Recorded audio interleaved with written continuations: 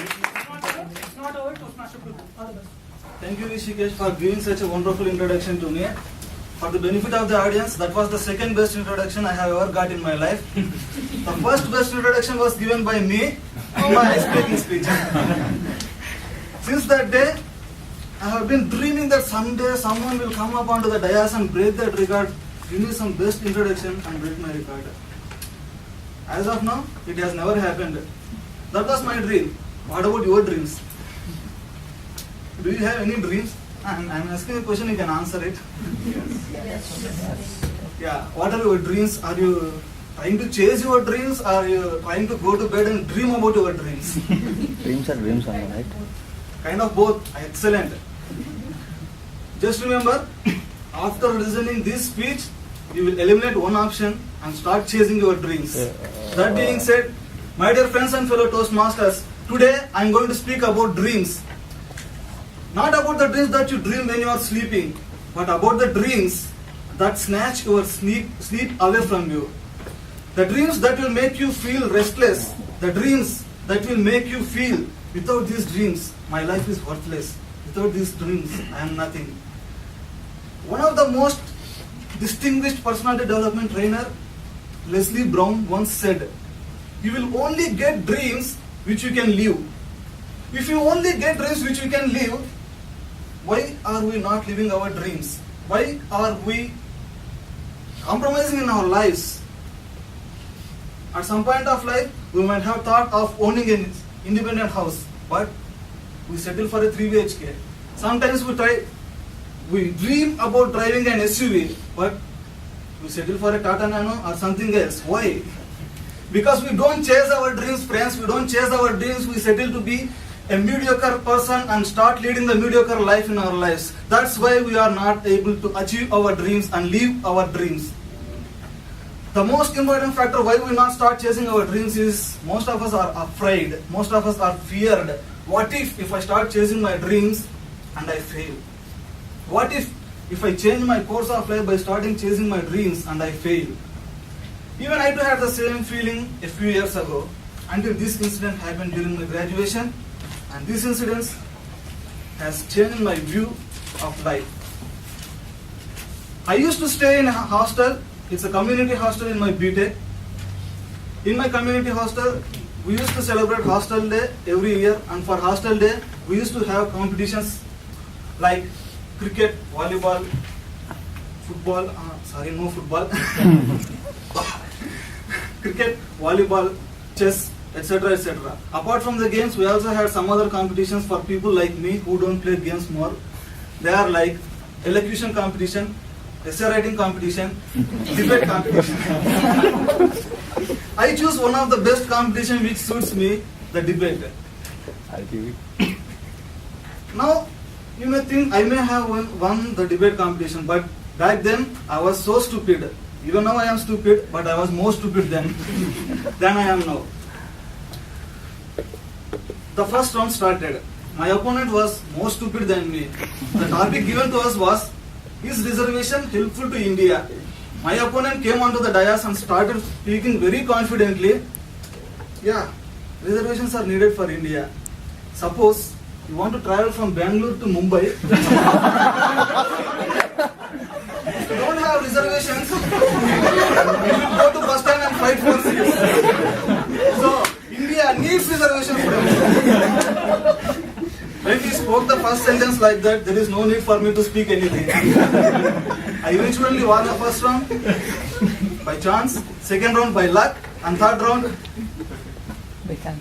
by fate. In my third round, my opponent was very strong. He cornered me from every angle. I was left speechless in the competition. This fellow sensed my fear of losing the debate and started speaking more and more in that excitement. And eventually, he crossed the time limit. And so I won the third round also. And finally, I entered the final of the debate. My opponent here is not an ordinary person. He has been the defending champion in the hostel for debate, essay writing, and elocution, and etc. etc. Because this guy started preparing for civils at the age of 14. He has wide knowledge on everything. He can speak on anything. He can speak from about the schemes of IMF and scams of IPL. He can speak about Queen Elizabeth. He can speak about Martin Luther King.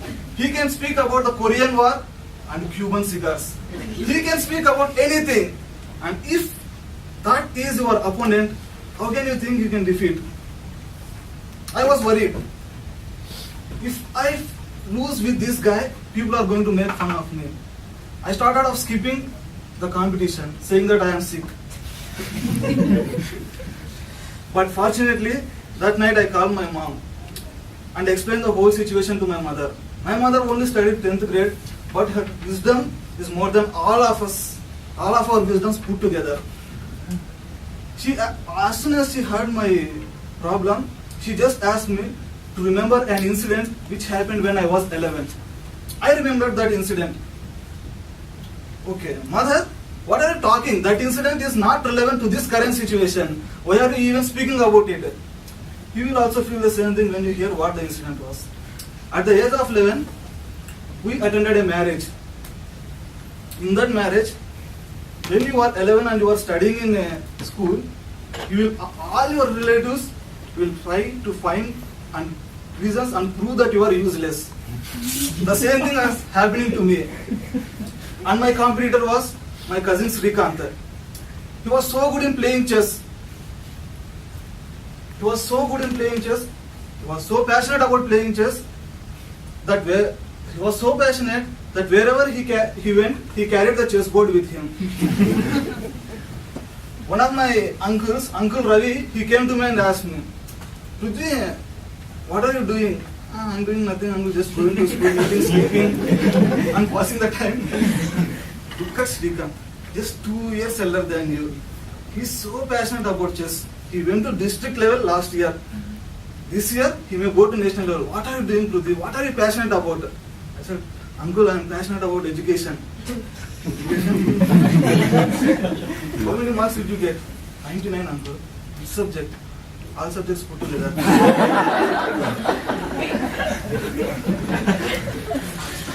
I was 11, I was stupid. He informed the message to the entire people who attended the marriage. And all of them started looking at me. Prithvi, you need some help, man. Prithvi, God bless you, man. I was so humiliated by the incidents happening in that marriage. I decided to put an end to that. I called my cousin Srikanth.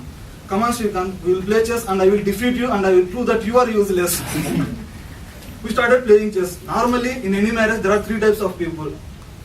People who act as if they care about the incidents happening in the marriage. People who do overaction. And people who do things because everybody else is doing.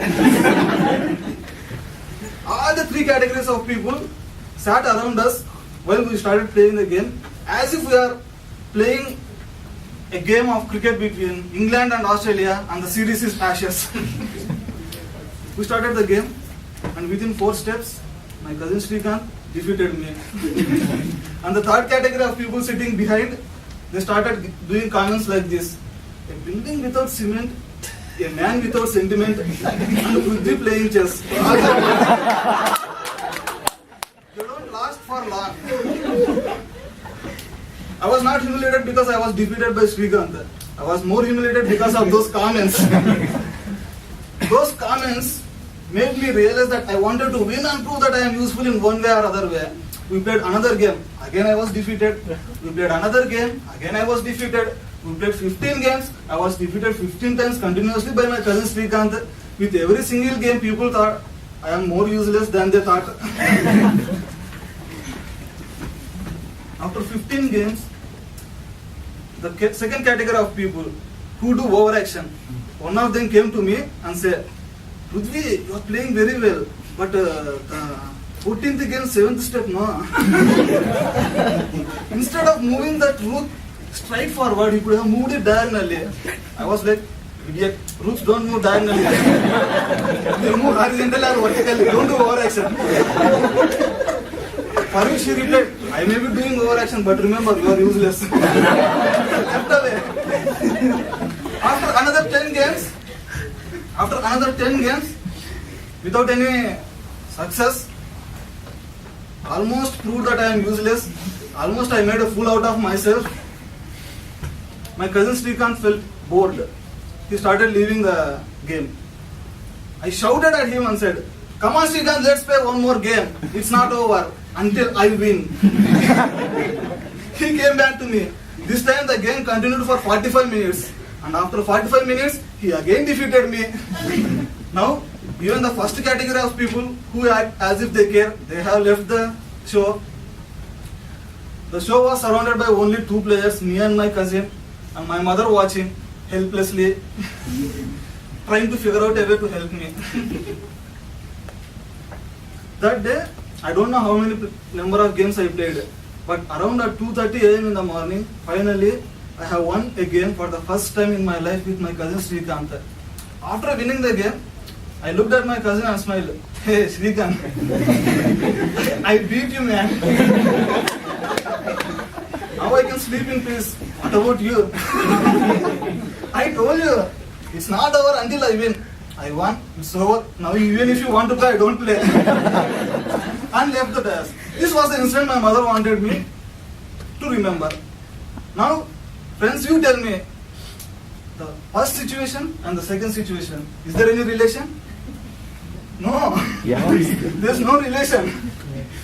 But my mother told me, that day you remember only the game you won, son. But every single time you started repeating the game, you never committed the mistake which you have done previously. And you played with the attitude you have to win. And it's not over until you win. Son, as long as you are going to perform 100% of yourself, you go out there into the field and put your 100%. You may not be a winner, but definitely you are not a loser. Tomorrow also, just go out. Do your 100% against Rajesh. It doesn't matter whoever wins. The only thing matters is, have you delivered your 100% there? And remember, son, it's not over until you win. These were the words said by mother. The next day started. Rajesh came to me before the competition. "Hey Prithvi, you are lucky in the first round. You win by chance in the second round. In the third round, you win by fate. What about now? I'm going to defeat you and humiliate you." I looked at him. "Ayyo, Rajesh, don't do the same mistake which I have done for the past 18 years in my life. Until yesterday night, I too thought there will be winners or losers in any competition. But Rajesh, as long as we go out there and give our 100%, it's not over, Rajesh. It's not over." That day, there was a debate competition. It went fine. And one of us have won the competition. But more importantly, none of us has lost the competition. So my dear friends and fellow Toastmasters, that day I learned a valuable lesson of my life. It doesn't matter even if you fail. The only thing which matters is, after failing, are you ready to go out and give your 100%? As long as you give your 100%, you are not a loser. And if you have the attitude that it's not over until I win, then it's not over until you win. You can chase your dreams, you can live your dreams, whatever you can do. But still, we don't start chasing our dreams. Why? We know this simple fact, but we don't start chasing our dreams. Why? Simply because this path is very difficult. This path is filled with obstacles. Once you start chasing your dreams, because the people sitting around you are so mediocre, they are useless. They don't do anything with their lives. And if you start doing something with your life, they feel that, oh, this guy is dangerous. We have to do something to him. And start creating obstacles in your path. They start to criticize you. They start to find fault with everything you do. And they want to put you in such circumstances which you have nothing to do with them. And these are the guys who try to inject that gut-wrenching pain in your hearts so that you will deviate from your path and do something else. This is like more or less like the guy with the 2 horns. How many of you know about this story? The guy with the 2 horns. The guy with the 2 horns. Nobody knows the story? Okay, I will tell the story anyway. Several thousands of years ago, in a small village in India, there was one guy who is pretty much like us, who doesn't want to lead a mediocre life. And in that village, all the people are mediocre people only. They have the habit of giving human sacrifice after every solar eclipse. This guy came out and asked, why human sacrifice after solar eclipse? What is the connection between solar eclipse and killing a human in the name of solar eclipse? The village heads gathered together, thought for a while. This guy has a question, but we don't have an answer for that question. If we accept that this guy is correct, we will lose our power. Let's lead our mediocre life. We will find a way to throw him out of the village. Unfortunately, after some days, this fellow who asked the question has got infected with some virus, and that virus has given him 2 horns on his head.